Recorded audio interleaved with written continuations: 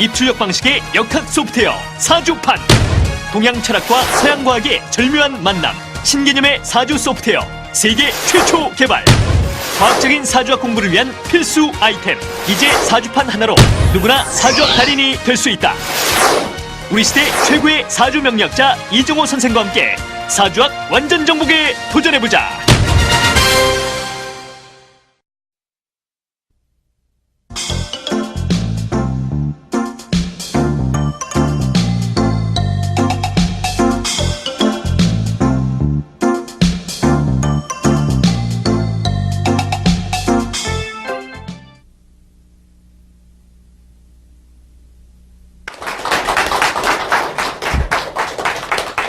안녕하세요. 오늘 할 거는 지난 강의 이어서 이제 일간의 강약에 대해서 좀 정리를 하고 갑 일간부터 정리해 들어갈 건데요. 실제는 이제 잘못된 이론이 굉장히 많아요. 그러니까 한 예로 갑부터 개까지 10개 있잖아요. 10개가. 그것도 이제 각각마다 차이가 있는데 거의 다가 공부하는 식이 한국 아마 대부분 다 그렇게 하고 있을 거예요. 목이 몇 개, 토 몇 개 이렇게 나가거든요. 근데 이렇게 했다가는 이건 국민학교 한 4학년 때 공부할 얘기지 매일 이해가 안 된다는 얘기죠. 무슨 뜻이냐면 제가 나중에 그 뒤 파트가 한 80편 넘어가면 그게 나와요. 갑목이 있고 을목이 있다. 근데 얘네가 둘 다 병이나 정을 살리느냐 아니거든요. 요거 같은 경우에는 얘를 살리지를 못해요. 그러니까 이게 목생화가 안 된다는 얘기죠, 여기서. 그러니까 얘하고 얘를 살릴 수 있는 얘의 힘이고, 반대로 이런 경우에 무토가 왔다. 이것이었고요. 이런 경우에 병화가 약해지냐? 반대로 강해지는 게 또 나와요. 여기서 어떠한 구조가 오냐니까, 자꾸 사람들이 이제 목화토 보면서 외우다가 원리가 안 맞냐 하거든요? 그러니까 이게 여기서 잘못된 그 부분들이 많거든요. 그러니까 요것만 보시고 이렇게 봤다가는 일간의 강약을 정할 때 굉장히 힘들어져요. 두 번째가, 월지가 가장 중요하다 했는데, 옛날에는 이제 그 말 뜻을 반대로 말을 해요. 사실은 이제 오늘부터 강의 드리려면, 지난 거 한 26편 했는데, 한 26편에 대해서 정리를 좀 이제 오늘 해줘야 돼요. 근데 정리가 돼야지만 앞으로 나가는데, 앞에 부분을 이해 못 하신 분들이 여기부터 좀 힘들어져요. 근데, 힘든 거 미리 시작해서 설명드리면요.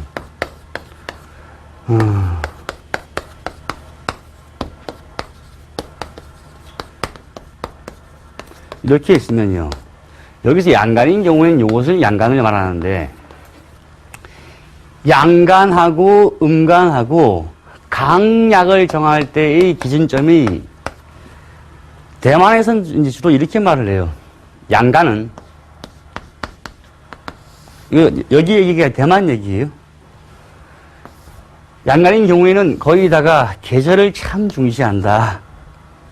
그럼 얘네들이 음간은 계절보다는 주위의 오행을 중시한다. 오행이요. 그러니까 얘가 목이면 주위에 목이 있느냐 수가 있느냐 이렇게 말을 하거든요.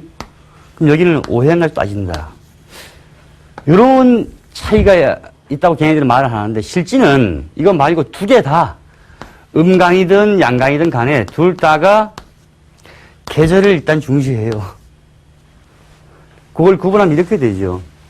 제가 이제 지난 시간에 진술, 충리는 각각의 의미가 다 달리다 있거든요. 여기 토 말고도요. 여기 대해서도 또 설이 있죠. 어떤 설이 있냐. 요 토인 경우에는 묘하게 절기 지나고 전반기가 되면은 전반기 한 12일. 그 다음 나머지인 경우에 거의 토가 나오는데, 그전엔 달라지죠, 이렇게 해요. 이것도 마찬가지, 다 전부 다 마찬가지예요.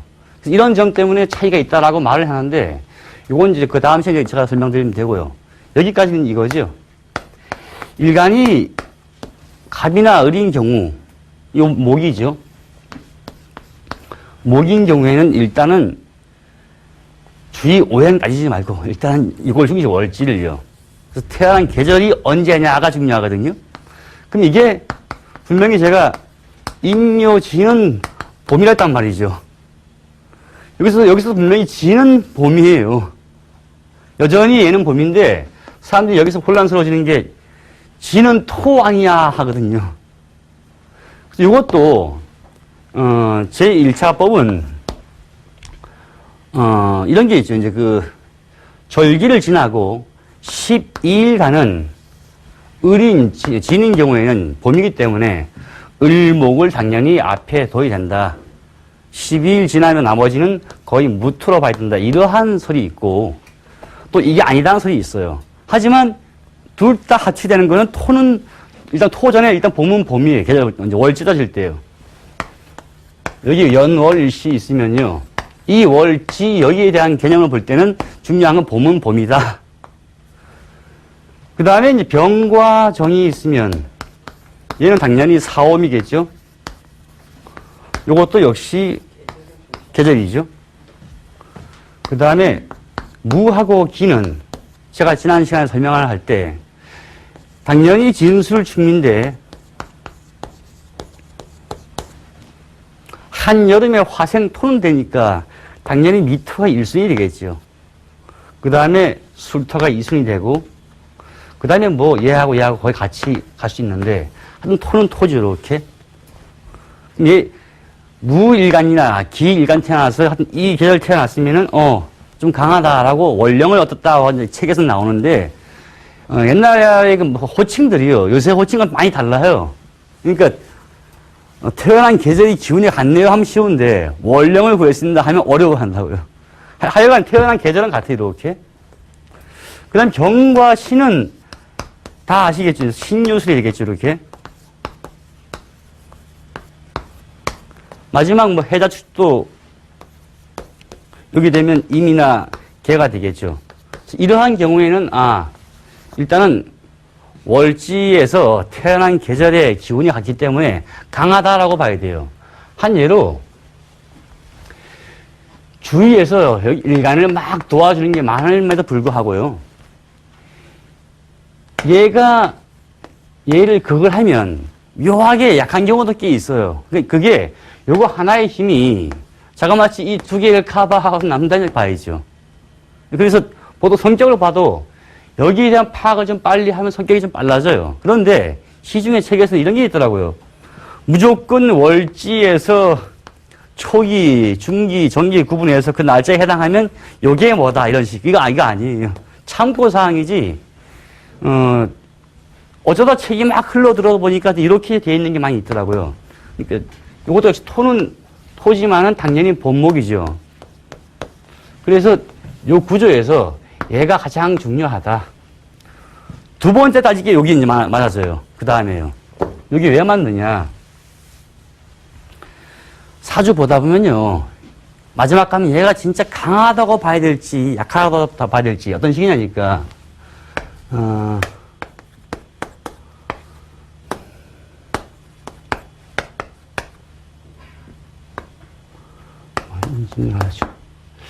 여기 또 한 토가 있다 치자. 뭐 이러한 경우가 있다 치자고요. 바꾸죠. 개축으로. 이러한 사주가 있다 칠 때요. 얘가 강한지 비교해 봐야 되거든요. 그러면 언뜻 보기에 이제 공부하신 대로 보면 토가 많고, 그죠? 근데 수는 요 기운을 구했고, 그럼 여기서 볼 때는 토가 강하냐, 수가 강하냐 아주 애매모호해진다고요. 이게 여기까지는요, 요 기준을 따지면 돼요. 배운 바에 의하면 계절이 참 중시하니까 얘가 얘 두 개를 충분히 커버하겠다 하지만요, 여기 양과 음은 큰 차이 나요. 이게 아니고 만약에 이거였으면 어떻게 되느냐, 얘가 토보다 강할 수 있어요. 진축은 상당히 수기운 충분하기 때문에 얘가 토라고 보면 난감해져요. 그런데 이게 반대로 바뀌어서 이렇게 돼 있으면 이게 또 달라져요. 이거는 반대로 강하게 태어났는데 주의 때문에 약해진 케이스죠. 그래서 애매모호할 때 양간의 기준은 계절을 더욱더 더 중요한다. 근데 음간은 약간 주변 상황을 잘 살펴야 돼요. 그럼 얘를 강하게 하는 건 뭐냐? 얘를 강하게 할 건 이거밖에 없어요. 비견밖에 없어, 자기 자신이요. 거의 다. 근데 얘는 비견이 도움이 되느냐? 거의 안 그래요. 제가 쉽게 써줄게요.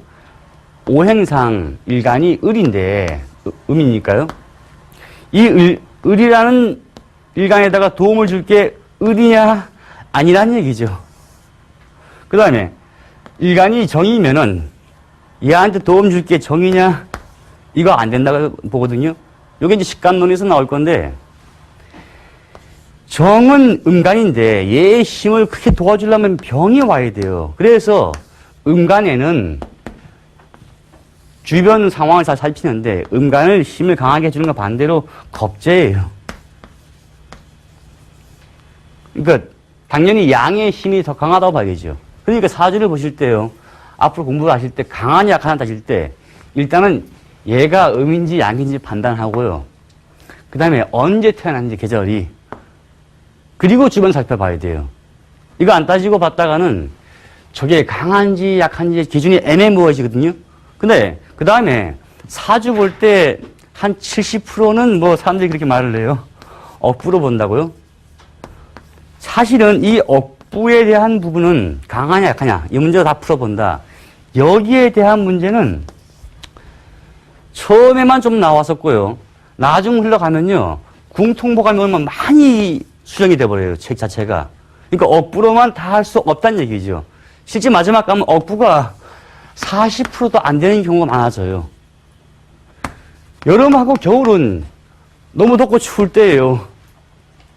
그럼 여기서는 당연히 조후가 참 중요하거든요. 벌써 한 반이 다 나간단 말이죠. 그 다음에 봄하고 가을에서요. 이 중에서 너무 또 건조한 경우, 너무 또 추운 케이스 많이 나오고요. 사방 나오다 보면은, 불안한 게 나와봤자 한 40%밖에 안 나와요. 근데 이걸 가지고 계속 얘가 정확히 강하냐, 약하냐, 이거를 몇 점이냐. 50점 만점에 이게 40점입니까? 28점입니까? 이거 하거든요. 계속. 이래가지고는 사주 풀이가 안 돼가요.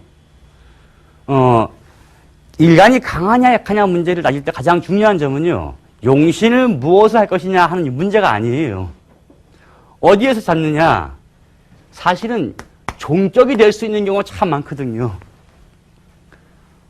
이런 케이스죠. 일간이 있고 사주 구성이 있는데 약해서 뭐다, 강해서 뭐다 했는데 전체가 너무 하나의 기운을 몰려서 종하게 되면 뭐 종아가 되든 종재가 되든 종아는 저기서 나오는 식신상관 이 얘기예요. 종재는 뭐 편재 정재 얘기인데 아니 종관이 될지 이러할 때 사실상은 아주 중시하겠다는 따지는 경우인지 일간이 약간의 힘만 두고요. 그러니까 월지든 아니면 어디든 간에 웬만한 뿌리를 두면 종하지 않는다라고 보고 판단하거든요. 근데 뿌리가 없으면 흔들리기 때문에 종한다. 이럴 때 많이 따지게 돼요. 요걸로 되면 용신이 완전히 바뀌게 되겠죠. 근데 지금까지 대부분 이제 그 일본식 책들을 보면은 거의 다가 얘가 강하냐 약하냐라는 기준이 애매모호하면서 측량화 막 하려고 그래요. 이게 몇 점이냐. 결론에 가서 이것은 뭐 약간 약하다. 그러니까 어떻다. 공부하시다 보면 이런 게 많이 나올 거예요. 책 보다 보면 태강하다, 태약하다. 그래서 큰일 났구나 하거든요. 근데 거의 태강하면요. 종왕이나 종강이 되고요. 더 좋게 돼요, 반대로.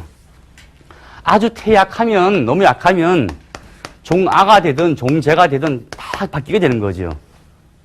그러니까 내 일간이 아주 약하다 공부를 했는데 이러면 이럴 수 있는 여지가 많다는 얘기죠. 이게 사주가 알고 보면은 일간이 강약을 따지고 이렇게 한다 보면요. 실제는 약해서 문제되는 경우가 또 많지가 않아요. 약간의 힘만 있으면 이 양반은 기본 힘은 있구나라고 판단해 보는 거죠. 그래서 계속 이제 일간 강약을 가지고 책을 많이 공부해요. 얘는 강하냐 약하냐. 한 샘플을 한 1000개를 막 봐요. 나온 결론이 그도 애매하다. 풀이 가니까 이게 애매모호하다고 되는 거죠. 이게 언제부터 이랬느냐.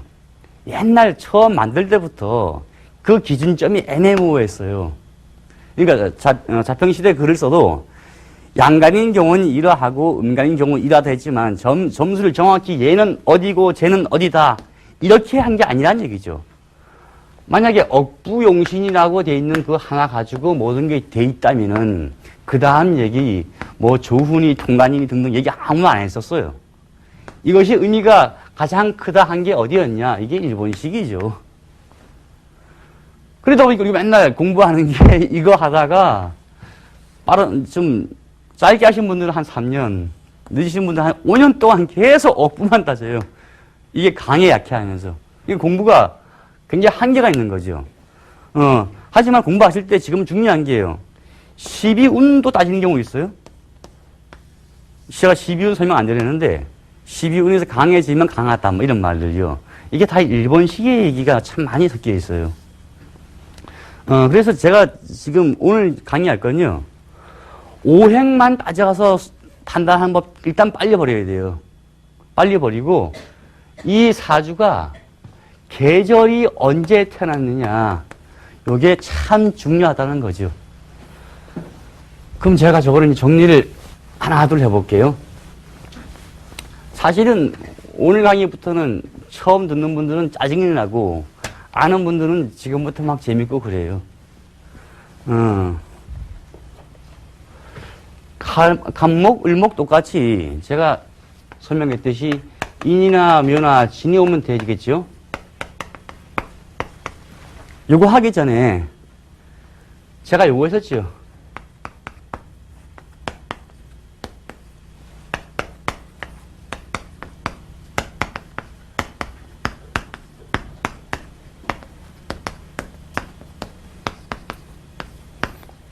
요걸 보고 판단하시면 조금 쉬워져요. 어떻게 하느냐.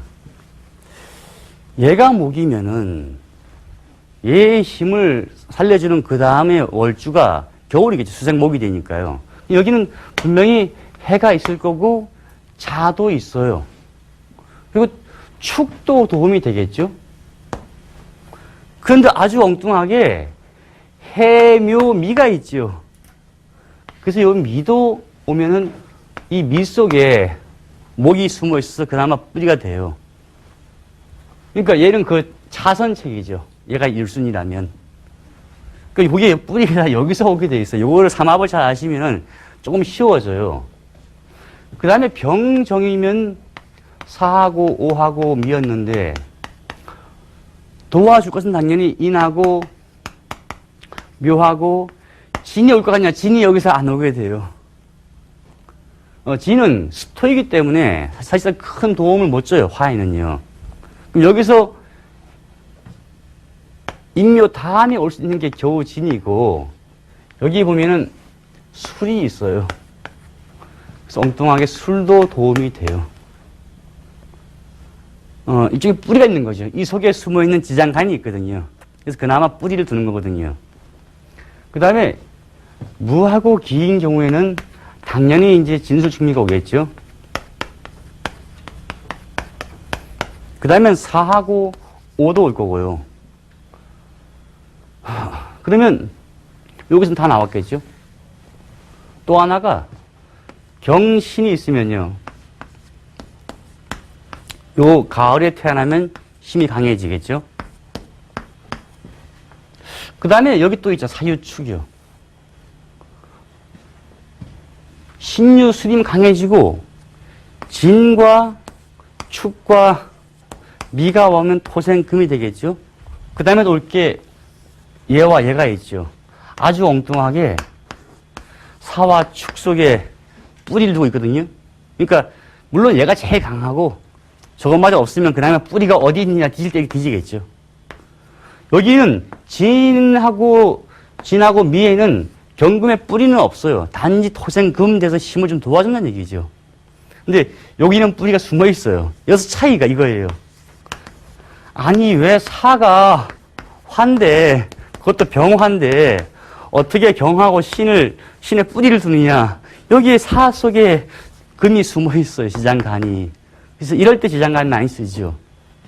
그래서 여기 이제 이건 논쟁거리가 아니고 과거에 이미 선하고 씨가 글 쓸 때 다 이미 끝난 얘기인데 그 다음 사람들도 글 쓸 때 이제 같은 합치는 봤어요. 그 다음에 임계가 있으면은 이 임계를 강하게 하는 건 제일 중요한 게 해하고 자하고 물론 축이겠죠. 그 다음에 금생수니까 당연히 신과 유하고 그 다음에 조금 빠지는 게 술이 오겠죠. 금생수대니까요. 그 다음에 여기서 다시 또 금을 보면 여기 또 있겠네요. 수가 신진. 여기에 신도 있고 진. 이렇게 도우면 되겠죠. 이 구조가 알고 보면 우리가 아는 상식과 조금 어긋나는 게 몇 개 있어요. 여기서의 이 사. 이게 왜 이러냐. 경금에 4월이면 여름에 태어났는데 약해져야 되는데 왜 뿌리를 뒀다 말을 하냐. 특히 신금이면 더 뿌리를 뒀더라. 여기서 이제 막 혼란스러워져요. 예. 근데 이거를 지장간의 의미를 생각하시면 조금씩 이해가 가요.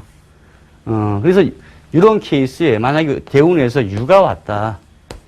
대번 합해서 금이 될 수 있거든요.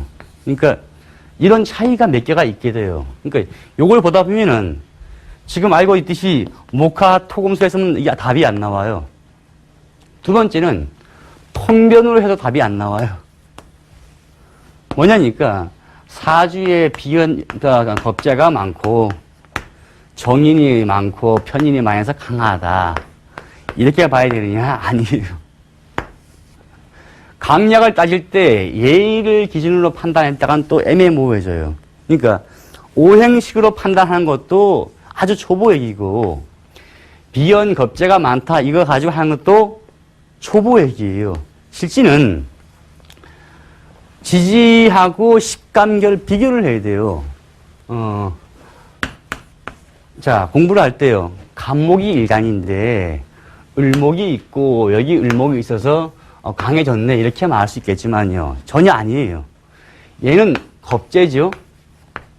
얘도 겁재고 이 양쪽의 을목들은 간목에 힘을 요만큼밖에도 못 줘요. 오히려 다 필요 없고 간목 하나 있는 게 큰 도움 된다는 얘기죠. 그러니까 오행으로 본다든가 통변으로만 일간의 강약을 판단한다. 이게 맞는 얘기가 아니죠. 그래서 하나만 보고 판단했다가는 이게 아주 애매모호해져요.